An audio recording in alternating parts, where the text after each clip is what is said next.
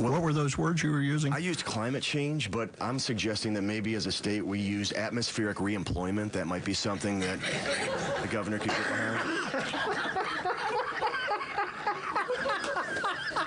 So, but my understanding is at this point is it will require that future versions of our mitigation plan will be required to have language discussing that issue.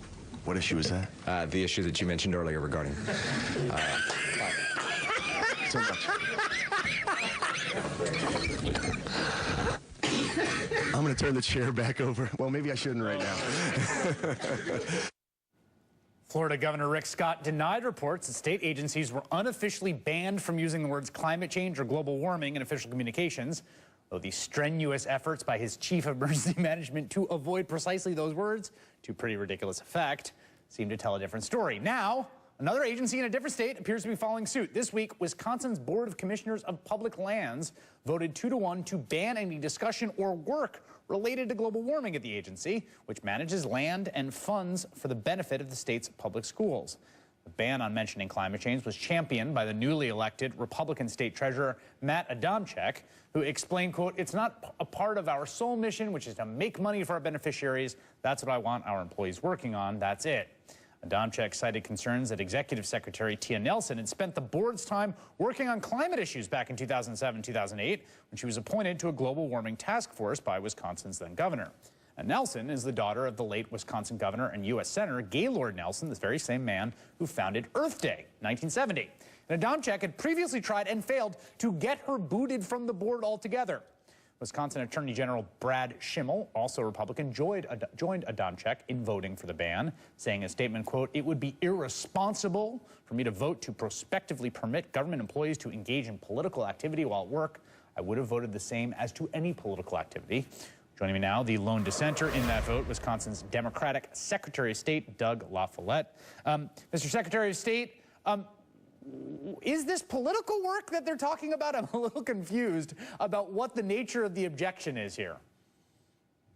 Well, this is all part of a national trend that I find very threatening. I was trained as a scientist. Before I was elected, I taught environmental science at the university, so I understand science. And for these elected politicians who either don't know any better or use it for political purposes to not only deny important science like climate change, but to forbid other people from being involved in it, even when, in the case of Wisconsin, it's relevant.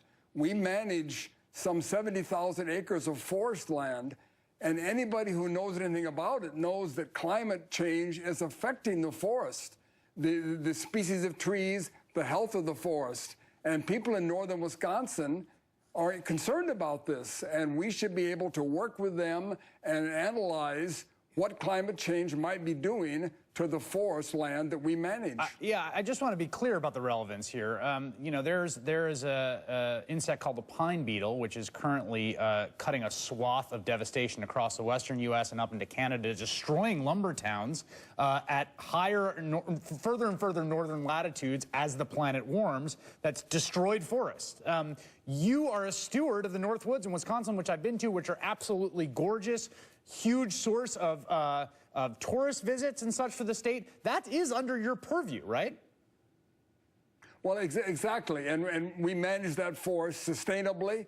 The goal is to make it last as long as possible, and so that we can continue to raise money for our beneficiaries, which are the school children of Wisconsin. And for these politicians who don't know any better, or for personal vendetta, if he has a personal vendetta against Tia Nelson, and as you pointed out, he's tried to get her fired because he holds a grudge to use this scientific issue, which is probably one of the most important issues facing our planet in the next couple of decades, for political purposes, is just outrageous. How has the state, under the stewardship of the governor, Scott Walker, who I should note is not part of the three-member commissioners of the Board of Public Lands, but how has Scott Walker's stewardship in Wisconsin done in terms of preparing for, acknowledging climate change? Well, not very well. The task force that Tia Nelson was on, appointed by a previous governor, came up with a number of recommendations that the Republican legislature refused to pass. Our current governor has slowed down the use of wind energy. He has eliminated the scientists from the Department of Natural Resources.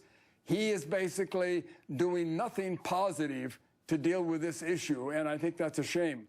You're a politician as well as a scientist. You had to get yourself elected in Wisconsin. I wonder, do you feel that voters in a place like northern Wisconsin, which is a beautiful part of the country, feel viscerally that this is an actual issue that's going to start to show up on their doorsteps, is starting to show up on their doorsteps?